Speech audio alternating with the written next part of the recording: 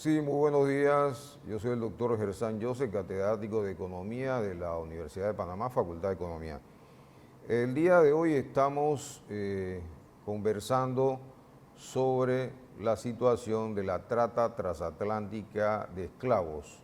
el comercio de esclavos o de esclavizados, corrijo, el comercio de personas esclavizadas de África hacia América, que fue iniciado por los portugueses ayudados por los árabes, los musulmanes, y también posteriormente desarrollado por los españoles, holandeses, ingleses, franceses, europeos en términos generales. Quiero destacar que siempre se ha dicho o se tenía la concepción de que los esclavizados eran personas que no tenían ningún tipo de inteligencia y se les comparaba con bienes muebles, es decir, igual que el ganado. Se les hacía inventarios y se los ubicaba como si fueran mercancía. Evidentemente las familias en una situación de violación y de sus derechos eran separadas, niños, esposas y padres. Las familias eran separadas y sobre todo los hombres eran identificados por su fuerza, por su capacidad de hacer trabajo, las mujeres para la reproducción y los niños también eran ubicados para el trabajo forzado, trabajo esclavizado. Evidentemente todo esto tiene un componente también de racismo, es decir, el concepto de raza, es decir, que los negros africanos eran personas inferiores de poca inteligencia, es decir, se consignó por ahí. Pero hay que destacar que los pueblos del norte de Europa, los pueblos de lo que hoy conocemos como el norte de Europa, estoy hablando de Dinamarca, Noruega, Inglaterra, eran pueblos de los bárbaros, es decir, de personas de ojos azules, blancos, eran los bárbaros que vivían en extramuros del Imperio Romano, fueron esclavizados por los romanos, es decir, que los pueblos africanos, en donde se considera el nacimiento de la especie humana, fueron los que emigraron hace más de 100.000 años desde África a los distintos horizontes. Lucy se tiene por la ciencia destacado que es el primer eslabón del hombre moderno y que su genoma surge de África, es decir, que toda la humanidad está identificada con el genoma de esa primera mujer, Lucy se le llamó. Evidentemente también hay indicios de que los primeros pueblos de China fueron poblaciones negras y que después evolucionaron. Los pueblos del norte eran africanos que conforme su pigmentación, su melanina fue disminuyendo y se convirtieron en blancos. Es decir, el origen del hombre está en África, eso está consignado en la ciencia. También tenemos que destacar que en África hubo desarrollos como en Timbuktu, una universidad africana, desarrollos matemáticos, incluso desarrollaron todo lo que es la ciencia. Imhotep, un médico africano, fue uno de los más destacados médicos que incluso antes que digamos, el padre de la medicina, que se tiene como un griego, que era padre de la medicina, muchos de estos señores fueron a estudiar a África, matemáticas. Pitágoras fue a estudiar matemáticas por 10 años en África, en las universidades africanas. Es decir, África fue un nido o un centro del pensamiento y posteriormente emigraron esos conocimientos a Grecia y al mundo antiguo. Una de las cosas que hay que destacar es la estigmatización del hombre africano. Es decir, alrededor del año 1400, unos portugueses navegando por las costas de Madagascar, de África, capturan a unos hombres negros y los llevan al rey de Portugal, que no los acepta como premio y le dice que lo tienen que devolver. Los capturados eran príncipes de pueblos africanos. Cuando los devuelve le dan en obsequio personas para que trabajaran con ellos, le dan a africanos para que trabajaran con ellos. Ahí se inicia la trata de esclavos porque lo vieron como un negocio lucrativo los portugueses que lo impulsaron. Una de las cosas que sí es importante destacar es que se estigmatizó a los africanos que no nacían esclavos, se les estigmatizó como esclavizados en la trata transatlántica y también fue una sangría de capital humano de África. ¿Esto qué quiere decir? Siempre se ha hablado de que los africanos, y en esto tenemos que poner sentido, eran personas sin conocimiento, sin capital, eran personas ignorantes porque se les utilizaba por su fuerza. Lo demostrado en el sur de Estados Unidos, que tuvo una evolución en el cultivo del algodón, del arroz y de la caña, era expresado en que se conocía que había pueblos africanos expertos cultivadores de arroz, algodón y en ganadería. Entonces, precisamente con una operación de pinzas, se buscaba en África a estos pueblos expertos, ganaderos, agricultores, para llevarlos a producir en condición esclava a las tierras americanas del sur, sobre todo. Y eso hizo que el sur de Estados Unidos prosperara a tal nivel que llegaron, dicho por el economista Tomás Piketty en su libro El Capital en el siglo XXI, plantea que la riqueza del sur de Estados Unidos igualó o superó la riqueza de Europa, de países europeos, precisamente basado en la fuerza de trabajo esclava. Todo esto también en el caso de América, y en Estados Unidos se desarrolló el famoso Jim Crow, que era que al negro había que, Miseducation of the Negro, había, que es un libro muy famoso, que había que introducirlo en la mente, construir un imaginario en donde él era inferior y su, digamos, su situación normal era ser esclavo y trabajar para su amo blanco. Es decir, incluso había dos tipos de oficios para los negros, los que trabajaban en las plantaciones y vivían fuera de la casa, y los negros que vivían en la casa, que eran el servicio doméstico. Incluso las mujeres negras también tenían hijos con los amos. Incluso George Washington tenía hijos con negra, y él tenía también un grupo de esclavos, era esclavista, el primer presidente de los Estados Unidos. Es decir, ellos se desarrollaron sobre el trabajo esclavo. Y lo primero también que hay que destacar, que el partido republicano en un momento dado estaba en el norte, fueron los que promovieron con Abraham Lincoln la liberación de los esclavos. Y contrariamente, los demócratas, que eran del sur, eran los esclavistas. Y por eso la guerra de secesión entre el norte y el sur, en donde perdieron los demócratas y ganaron los republicanos. Cosa contraria en estos momentos, donde los conservadores son republicanos y los aparentemente liberales son el Partido Demócrata. Otro elemento importante es el incidente en el caso de Panamá de la tajada de la sandía con el ferrocarril y la fiebre del oro, en donde norteamericanos, incluso negros esclavos, venían a trabajar en la construcción del ferrocarril, y muchos pasaban por aquí para ir bordeando las costas norteamericanas, y se daban cuenta que aquí los negros estaban libres en 1850 y les extrañaba, y de ahí el incidente de la tajada de sandía, porque todavía en Estados Unidos había la situación de la esclavitud de los negros, y los mismos negros que venían en condición esclava se asombraban de que aquí hubiera negros y mulatos libertos. El incidente se da por el no pago de la tajada de sandía, que era de 10 o 15 centavos en ese momento. Otro elemento importante que hay que destacar es que en la Declaración de Independencia de España en 1821,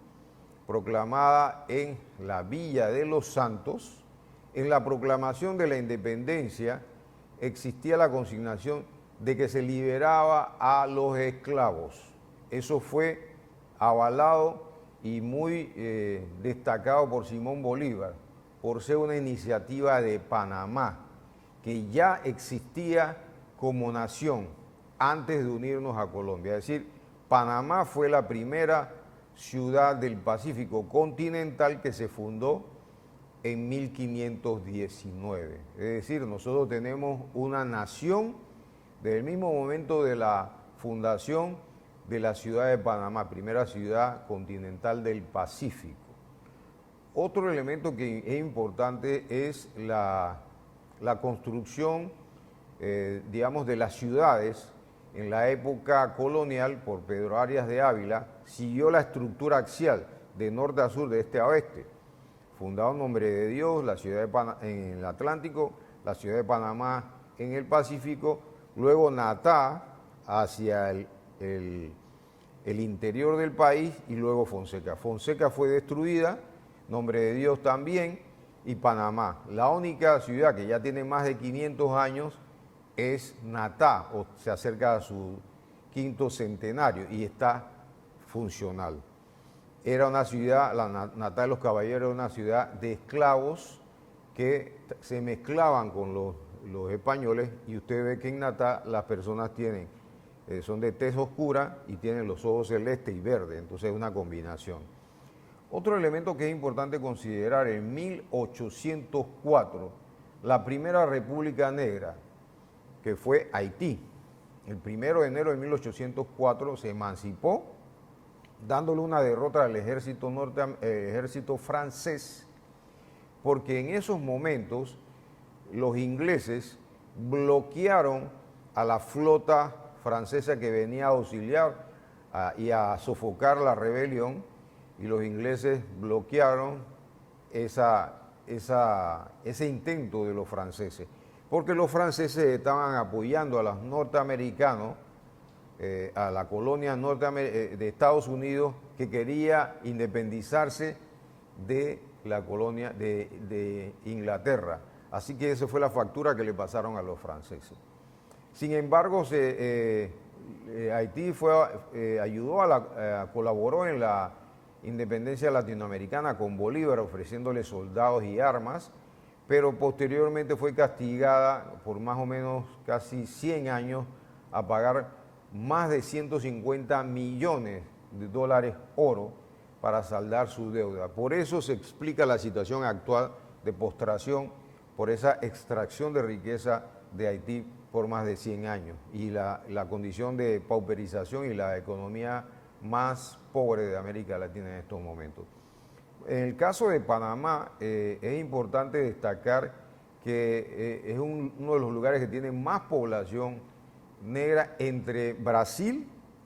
Venezuela, Colombia, Cuba y Panamá, como en quinto lugar con mayor población negra ya por censo del siglo XIX. Por mucho, de un total de 50.000 personas, los negros esclavos eran 37.000, los libertos alrededor de 4.000 según cifras, y los blancos eran muy reducidos el número. Es importante también destacar que el proceso de mestizaje, que es diferente al mestizo, el proceso de mestizaje en Panamá se dio entre blancos con negros, indígenas con negros, que es realmente el mestizaje.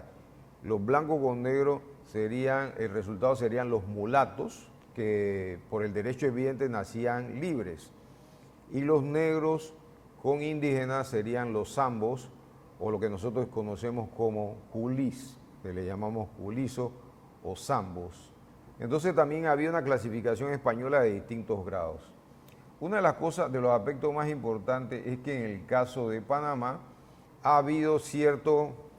dinamismo de la población negra que está en todas partes del Istmo, desde Darién hasta Boca del Toro. Incluso en la comarca Nuevo Buglé existe población negra,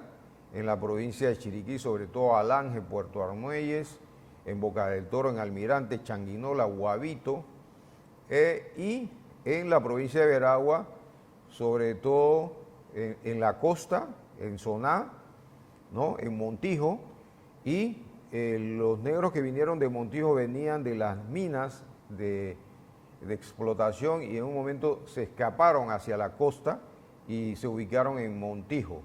y en Soná. Es importante también destacar que en Mariato hay un importante grupo de estos negros coloniales, porque realmente los negros que están en el interior o los descendientes de africanos son los famosos negros coloniales y muy característicos, donde hay una mayor población es en la provincia de Los Santos y Herrera, en donde se baila el zaracundé, en donde están los diablitos espejos y la tradición de San Juan, la fiesta de San Juan, el baile de zaracundé, entre otras experiencias. En el caso de Antón también, el torito guapo, y hay una población importante en Coclé, en Antón, en todo lo que llamamos Río Hato y en la misma parte de Penonomé capital y en lo que le llamamos toda la parte central de Penonomé. Otro aspecto importante de esta población que está en todo el istmo es en la parte de las costas. A los indígenas se les mandó a las montañas y a los negros se les mandó a las costas. Evidentemente, con el paso del tiempo y luego de la separación de Panamá de Colombia y ahora en la actualidad del siglo XXI, los pobladores de las costas e islas han sido desplazados contra sus derechos humanos para la construcción de hoteles en la ribera de las costas y en las islas, sobre todo en Pedro González, donde se han violado los derechos humanos de esta población, y en las costas de Farallón y en otras costas donde se ha desplazado a la población original de esas áreas que se dedicaban a la pesca. En el caso de los indígenas, se les desplaza por la explotación minera, en el caso primero de Cerro Colorado y otros lugares, y están en unas condiciones de extrema pobreza, son los más pobres entre los pobres.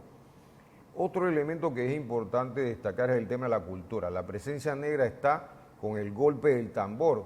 en todos los bailes culturales, en la presencia de la pollera,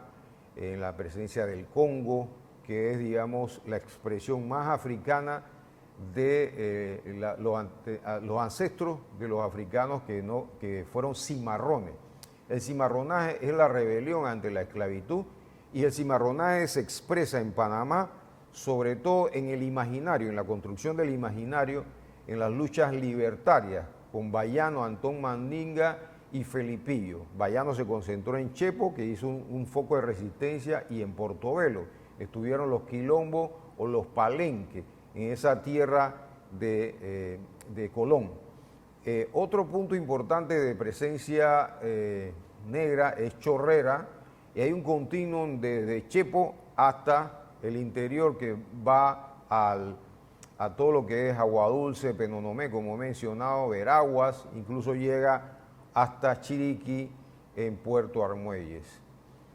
¿Dónde está el padre del Día de la Etnia Negra? Que es Clara Richard Thompson, descendiente de jamaicanos, pero que trabajó en las bananeras, y él con Elías Colley crearon el 30 de mayo, Ley 9, el Día de la Etnia Negra, que sería mejor conocido como el Día de la Negritud en Panamá, porque existen muchas etnias negras, no solo una. Así que esa corrección del Día de la Negritud en Panamá sería el 30 de mayo, pero se ha tomado todo el mes para celebrarlo. En ese damos el valor del aporte del negro en la historia panameña, en la liberación, en las guerras de liberación, en el aporte cultural, en la enseñanza, con muchos que han venido emigrantes como José Dolores Moscote, un abogado de Cartagena, que es el fundador básicamente de la Universidad de Panamá. Otro de los aportes importantes que podemos decir y consignar es básicamente también personajes negros, el primer presidente negro en Panamá, que fue incluso impedido por el ejército norteamericano para que tomara posesión, que fue Carlos A. Mendoza, por el tema del racismo en este lugar. Otro elemento que es importante también destacar es la presencia de la cultura negra, que ha sido invisibilizada, no solamente en Panamá, incluso en Costa Rica, Nicaragua y en toda América Latina. La característica de la población negra es que ha sido invisibilizada. En México existía una importante población negra que al final por la mezcla se fue asimilando en Veracruz, en Chiapas, en toda la parte de Oaxaca, todos estos lugares. En Guatemala, incluso Honduras, Salvador, Nicaragua y en la parte de Honduras, donde están los garífunas. En la parte de Colombia, una presencia importante en Cali, Cartagena, en el mismo Bogotá y en la región del Chocó, que pertenece a Panamá, pero con la separación de Panamá de Colombia quedaron los hermanos panameños de ese lado. Igual en la parte que perdimos, que ganamos la guerra de Coto, pero perdimos por una concesión, obligado Arnulfo Arias a conceder esa parte de Panamá, que es la zona sur de Costa Rica. Otro elemento importante a destacar es que el tema de la Comisión Nacional de Derechos, la Comisión Nacional contra la Discriminación, creada por la Ley 10 del 2002, que es una comisión especial contra la discriminación racial que asesora al Ejecutivo, en la cual pertenecemos nosotros desde el año 2009,